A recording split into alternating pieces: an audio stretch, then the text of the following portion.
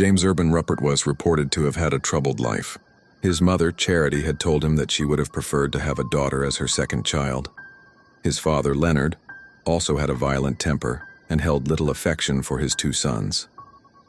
Leonard died in 1946 from tuberculosis at the age of 37, when James and his brother Leonard Jr. were aged 12 and 14 respectively.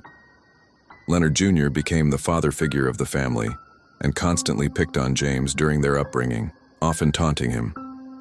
At 16, James was so dissatisfied with his home life that he ran away and attempted to commit suicide by hanging himself with a sheet.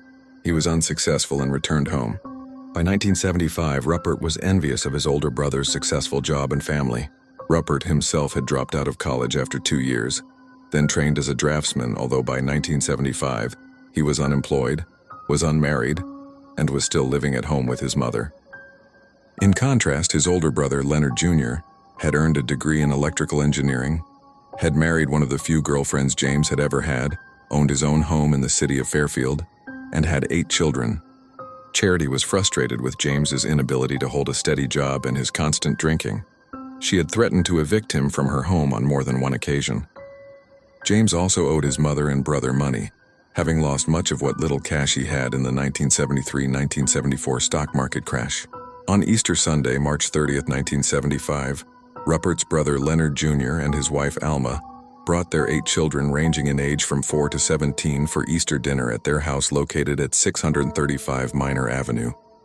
Ruppert stayed upstairs, sleeping off a night of drinking, while the other family members participated in an Easter egg hunt on the front lawn.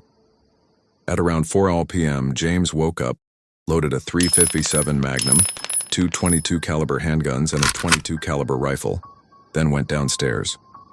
Charity was preparing sloppy joes in the kitchen, in the company of Leonard Jr. and Alma. Most of the children were playing in the living room. James turned the corner into the living room. One by one, James shot his remaining niece and nephews, Anne, Leonard III, Michael, Thomas, and John.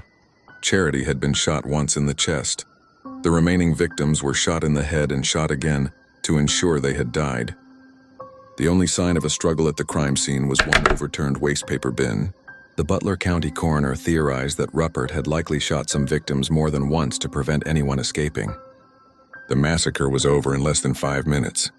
After spending 3 hours in the house, James finally called police and said, "There's been a shooting."